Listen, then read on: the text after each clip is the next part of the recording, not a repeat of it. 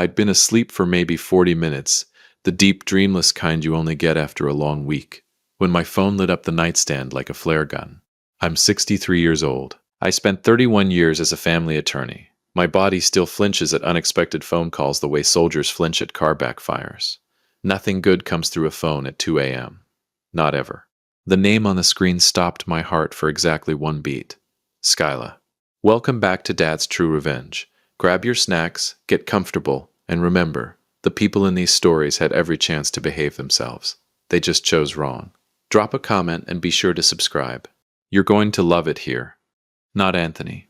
Not his wife, Natalie. My granddaughter, 8 years old, calling me from what I assumed was her own bed in their house in Marietta, Georgia, a quiet suburb of Atlanta, where the lawns are too perfect and the smiles are too practiced and everything looks fine until you look closer. I answered before the second ring. Skyla, baby, what's wrong? The sound she made wasn't crying. Not exactly, it was the sound a child makes when they've been crying so long they've run out of the wet part. Just breathe. Shaking breath, like a car engine that won't quite turn over. Grandpa. She said my name like it was the only word she had left. I was already sitting up, already reaching for my glasses, already calculating. Old habit. 31 years of family law teaches you to do math in your head before your feet hit the floor. Distance. 6 hours by car, 45 minutes by plane. Time. 2:00 for this, but doing it anyway. I'm here, I said. I'm right here. Tell me what happened. They left. 2 words. I made her repeat them because I genuinely did not believe what I heard. Who left, sweetheart? Daddy and Mama and Alex. Her voice cracked on the last name, her brother's name. Her bio brother, Anthony and Natalie's biological son, 11 years old, who shared their jawline and their laughter and apparently their vacation plans. They went to Florida, to Disney World. I didn't say anything for a moment. Say that again. They went to Disney World, she repeated softer, like she was ashamed of it, like it was somehow her fault. Without me. They said I had school Monday, and it didn't make sense to take me, but Alex doesn't have school either, and Grandpa. She broke. Just broke. Why? Why didn't they take me too? Here's what I want you to understand about that moment. I am a man who once cross-examined a sitting county judge, without blinking. I once argued in front of an appellate court with a 102-degree fever, because my client needed me there. I have delivered news to parents that no parent should ever receive. Custody lost, rights terminated, children gone. And I have done it with steady hands and a measured voice because that is what the job required. I sat on the edge of my bed in Decatur, Georgia, 6 hours away from my granddaughter, and I had to press my fist against my mouth to keep from saying every single thing I was thinking. You didn't do anything wrong, I said instead. You hear me? Not one thing, then why? I don't know yet, baby, but I'm going to find out. I didn't know it yet, but I'm going to find out would become the most important promise I'd make in the last decade of my life. I called my neighbor Joseph Wright at 2:11 a.m. Joseph is 71, retired Delta mechanic, and the only person I know who treats a middle-of-the-night phone call like a perfectly normal social event. Stephen. He picked up on the first ring, sounding completely awake. I've never understood that about him.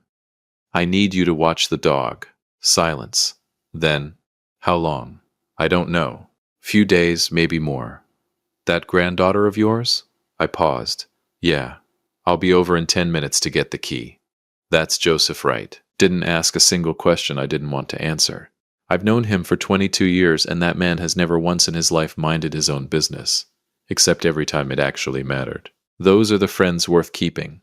I booked a flight on my phone while I was still in my pajamas. 6:15 a.m. out of Hartsfield, Jackson, landing in Atlanta at 7:02 a.m. Yes, I know it's barely a flight. It's more of a very expensive bus ride with pretzels. But I wasn't driving 6 hours at 2 a.m. I am 63, not 30. My back made that decision years ago.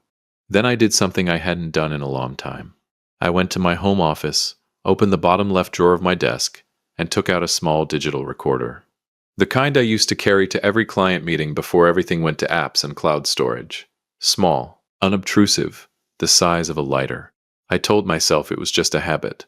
Old lawyer instinct. I'd figure out later whether that was actually true.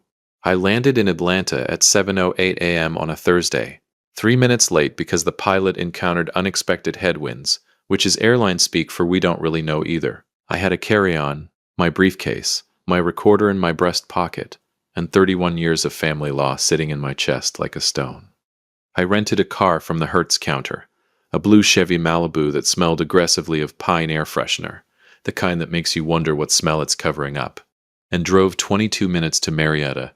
The house on Whitmore Drive looked exactly like I remembered. Beige siding, two-car garage, flower beds that Natalie maintained with the intensity of someone whose self-worth depended on HOA approval, which to be fair it might. Skyla must have been watching from the window because the front door opened before I reached the porch steps. She was in her pajamas, pink ones with little cartoon sloths on them. Her hair, dark, curly, the kind that needs attention and love and 45 minutes with a good detangler, was wild from sleep.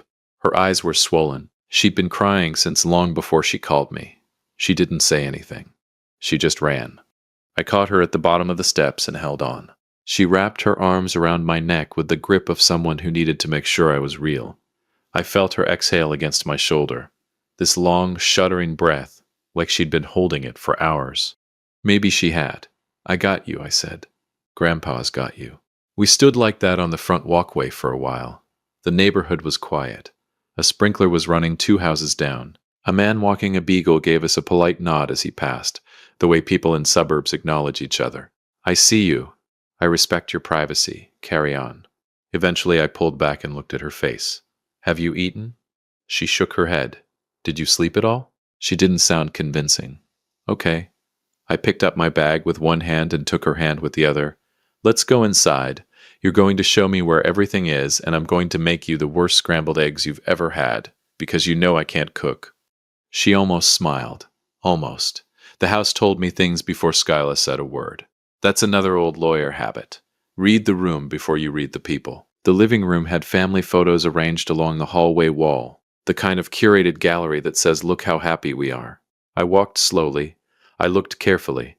Alex's school photo, class of last year, big grin, Anthony's nose, Anthony and Natalie at what looked like the Grand Canyon, Alex between them, all 3 laughing.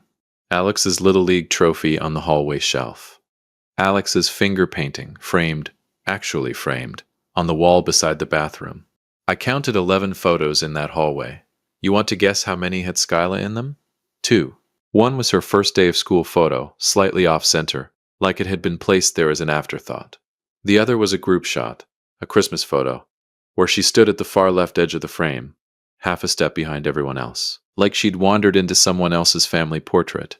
I stood there looking at that Christmas photo for longer than I should have. Skyla came up beside me and looked at it too. I don't like that one, she said quietly. Why not? She shrugged.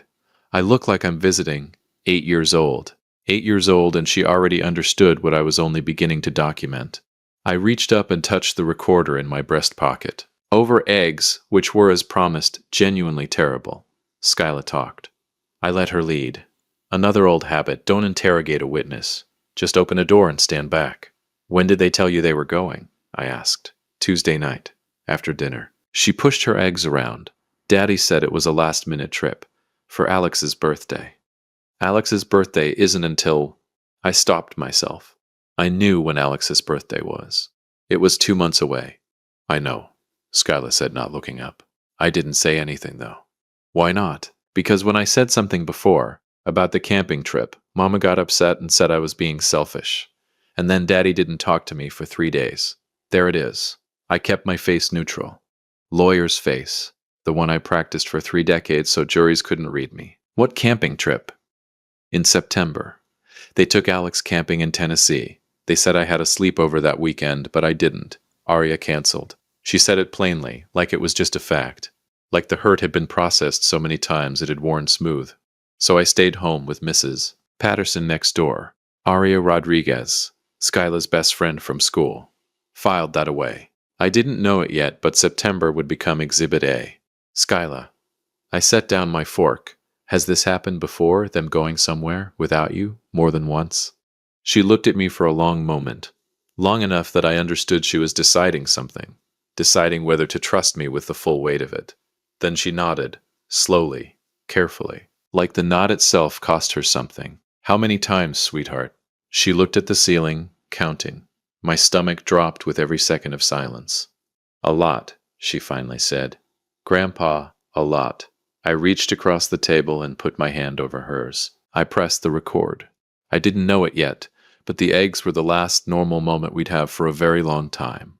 Anthony called at noon. I let it go to voicemail. He called again at 12:43.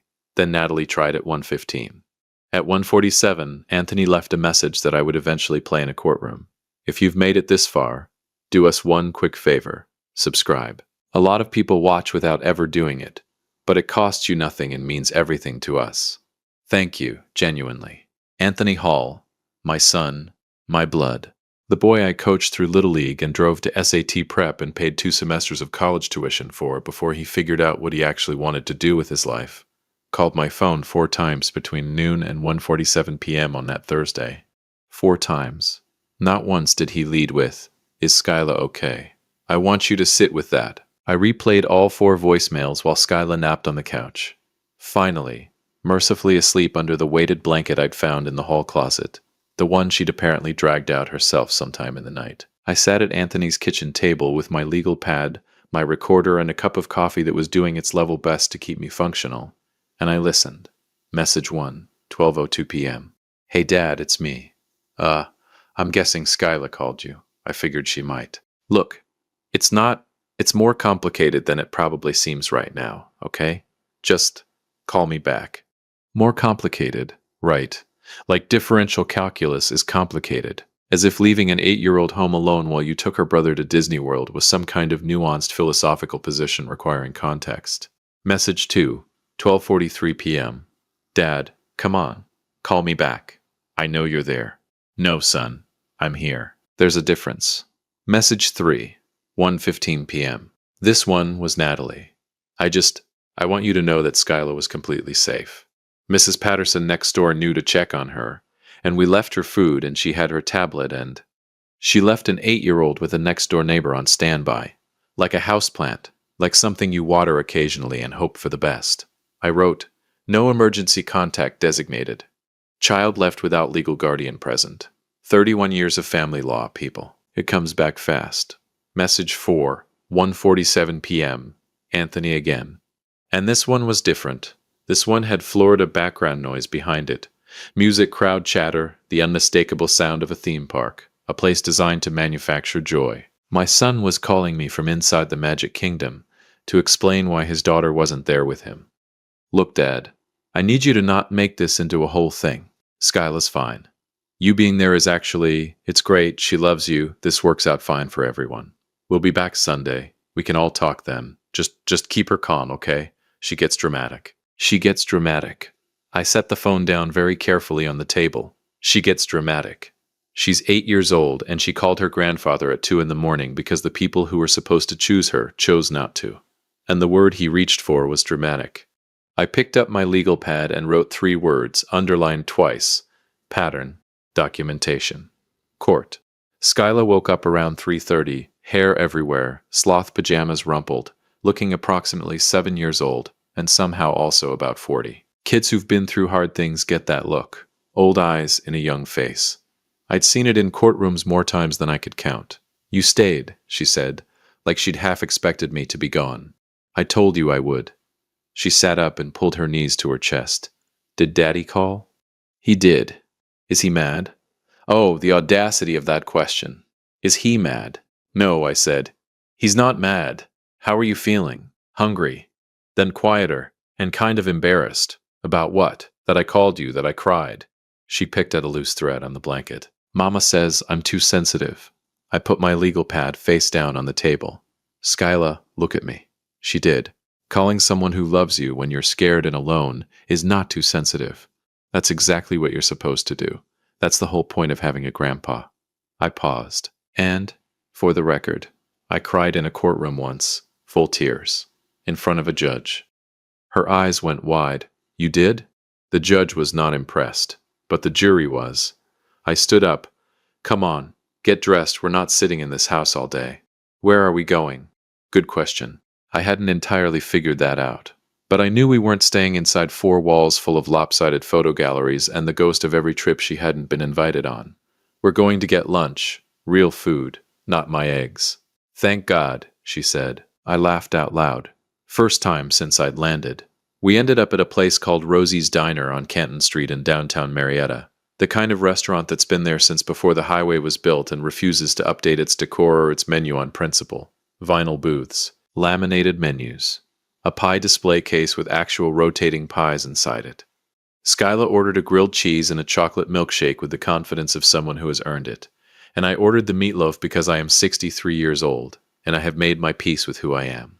Our waitress, her name tag said Donna, which is exactly the right name for a woman in a diner like this, dropped off our drinks and gave Skyla a smile the way adults do when they can tell a child has had a hard time recently. You got a good grandpa? Donna asked her. Skyla looked at me. Yeah, she said. He's okay. High praise, I said. Donna winked and left us alone. Over lunch, I did what I'd been carefully not doing all morning. I asked questions, slowly, gently, framed as conversation, not interrogation, but I'd be lying if I said the lawyer in me wasn't running a quiet deposition underneath every bite of meatloaf. Tell me about your school play, I said. The one in December. Your teacher sent me the program. You had a speaking part.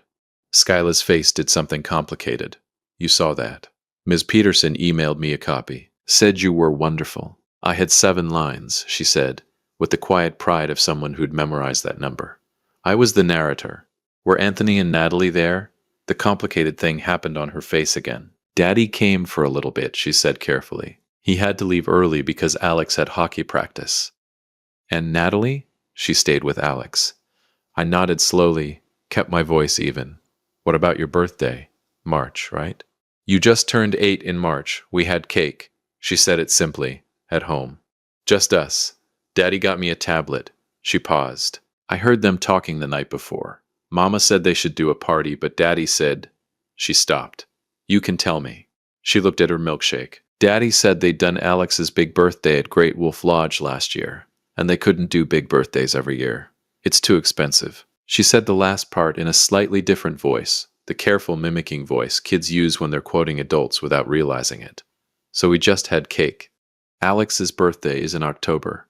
Skyla's is in March. That's 5 months apart.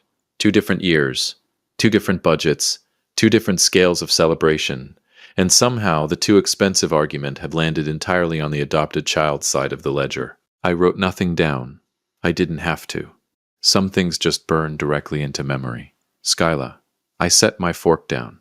Can I ask you something, and I need you to tell me the truth, even if you think it might get someone in trouble? Do you feel like, in that house, you and Alex are treated the same? Long pause. Donna refilled my coffee without being asked. The pie case rotated. A couple in the booth behind us argued quietly about whether to get dessert. Sometimes, Skyla said. Then more honestly. Not really. Can you tell me one more time that happened? Something different from what you've already told me? She thought about it carefully. That old soul face again, weighing which truth to trust me with. Family photos, she finally said. At Christmas. We went to that place at the mall. The one with the backdrop and the matching outfits? She looked at me to make sure I was following. Mama picked red sweaters for her and Daddy and Alex. She forgot to get one for me. She paused. She said she ordered one, but it didn't come in time. So what happened in the photos? I wore my school sweater, the blue one. Her voice was careful, measured, like she'd told herself this story many times and sanded down the edges. It's okay, though.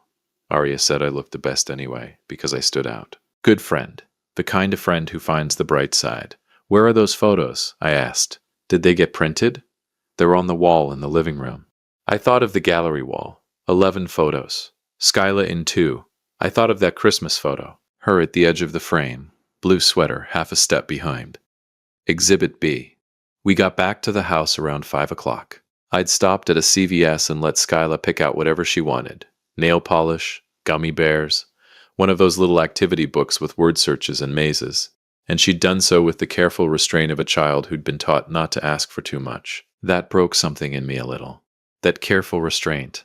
While she set herself up at the kitchen table with her word search and her gummy bears, I went to the hallway. I stood in front of that gallery wall for a long time. Then I took out my phone and I photographed every single image, every frame, every caption, every careful arrangement. I counted again, 11 photos. I documented who was in each one. Then I opened my recorder and spoke quietly, just above a whisper. Thursday, approximately 5:15 p.m. Whitmore Drive, Marietta, Georgia. Subject familial photo documentation in the Hall residence. 11 photographs displayed in main hallway. Child Skyla appears in 2. In one, she is visually separated from the family unit. In the second, she is wearing clothing inconsistent with the rest of the family, suggesting she was not originally included in the planning of the photographic session. Both images placed in low-traffic visual positions relative to the other photographs. I clicked it off, walked back to the kitchen, sat down across from Skyla, who was frowning at her word search with tremendous concentration. "Grandpa," she said, not looking up, "is parallel spelled with 2 L's or 1? She circled it triumphantly. Then, "Are you going to make me go back when they come home Sunday?" I looked at her. She asked it so casually, like she already knew the answer might be yes, like she'd built an entire emotional infrastructure around preparing for the answer to be yes. "I don't know yet," I said honestly, "but I want you to know something." She looked up. "Whatever happens, whatever I decide, whatever any adult in your life decides, I want you to know that you are not an afterthought. You are not an inconvenience. You are not a blue sweater in somebody else's Christmas photo." I kept my voice steady, lawyer steady. "You are the whole point, Skyla. You understand me." She stared at me for a long moment. Then her chin wobbled, just once. She stopped it. "Okay," she said softly. "Okay," I said back. She went back to her word search. I went back to my legal pad. I didn't know it yet, but Sunday wasn't going to go anything like Anthony was planning. He called again at 7:52 p.m. This time I answered. "Dad," the relief in his voice was immediate. Then, cautiously, "How is she?" "She's fine. She's here. She's safe." I paused. No thanks to anyone currently in Orlando. Silence. "Dad. Anthony." I said his name the way I used to say it in courtrooms when I needed someone to understand they were no longer in a casual conversation. "I'm going to ask you a question, and I need you to answer it honestly." "Okay. When is the last time Skyla was included in a family trip?" Long pause. Longer than it should have been. The length of that pause told me everything. "We took her to..." He stopped. Started again. "Last summer we went to..." Another stop. "It's been a hard year financially, Dad. You don't understand." "The camping trip," I said. "September. Tennessee. Alex went." Silence. "The Christmas photos," I said. "She was in a blue sweater." More silence. "Her birthday was cake at home," I said. "Alex's was Great Wolf Lodge." Complete silence now. The kind that has weight. "Anthony." I kept my voice level. Measured. A scalpel, not a hammer. "I'm not calling you a bad person right now. I'm asking you to tell me honestly, when you look at what I just listed, what do you see?" He didn't answer for a long time. When he finally spoke, his voice was different. Quieter. Something underneath it that I recognized because I'd heard it in courtrooms from people who'd finally run out of road. "I don't know how it got like this," he said. And there it was. Not a defense, not an excuse, just a man looking at his own reflection and not being able to explain the person looking back. I took a slow breath. "We'll talk Sunday," I said. "All of us. In person." "Okay," he said quietly. "Okay, Dad." I hung up. I sat in the kitchen of his house, at his table, drinking his coffee. I opened my laptop and began drafting the petition. If you've been listening for a while and want stories like this to keep coming, it really helps if you hit that like button and subscribe. 97% of people never do, but it's what keeps this whole thing running. So, thank you for real. Anthony and Natalie walked through the front door at 4:17 p.m., with Mickey Mouse ears and sunburned shoulders, and the fragile smiles of people who'd spent 4 days pretending everything was fine. Skyla was sitting at the kitchen table doing her word search. She didn't look up. That hurt him more than anything I could have said. I watched it land on his face like a gavel. "Hey, baby girl," Anthony started. "She can hear you," I said from the doorway. "Whether she responds is her choice." Natalie's eyes cut to me. "Stephen, we should talk privately." "We should," I agreed. "But first, Anthony, check your mailbox." He frowned, went to the door. Came back holding a manila envelope, the kind with the little metal clasp that means this is official and you should sit down. "What is this?" "That," I said, "is a petition for de facto custodianship of Skyla Hall, File Friday morning in Cobb County Superior Court. I let that breathe for exactly 2 seconds. I've been busy. Natalie's face went white. You can't. I did. 31 years of family law, sweetheart. I didn't forget everything. Anthony stood very still. He opened the envelope slowly, the way people open things they already know will change their lives. His eyes moved across the first page. Then he sat down. Just sat down. Right there in the hallway. I didn't feel triumphant. I felt tired and certain. Which is better? Dad. His voice was hollow. I have recordings, I said quietly. I have photographs. I have dates, Anthony. Every trip, every birthday, every school play with an empty seat, where two parents should have been sitting. I have a pattern so clear that I could present it to any judge in Georgia and win before lunch. Natalie started crying. I handed her a tissue, because I'm not a monster. I'm not doing this to destroy you, I said. I'm doing this because that little girl asked me why, at 2 a.m., and nobody in this house had a good answer.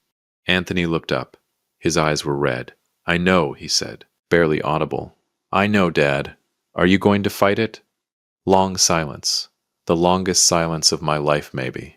Longer than any verdict I'd ever waited on. He shook his head. There it was. The hearing was 14 days later. Cobb County Superior Court. Judge Patricia Wynn, presiding. A woman who had approximately zero tolerance for nonsense and excellent instincts about children. Anthony showed up with no attorney. He testified for 11 minutes. He said quietly and without drama that he loved his daughter but that he had failed her in ways he was still trying to understand, and that his father could give her something he clearly hadn't.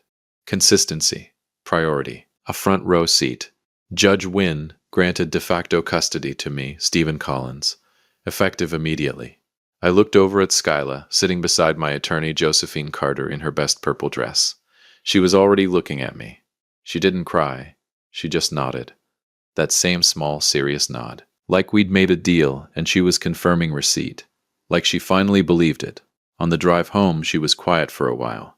Then, Grandpa, am I your first choice? I kept my eyes on the road. Marietta scrolling past the windows, ordinary and golden in the late afternoon. You're my only choice, I said.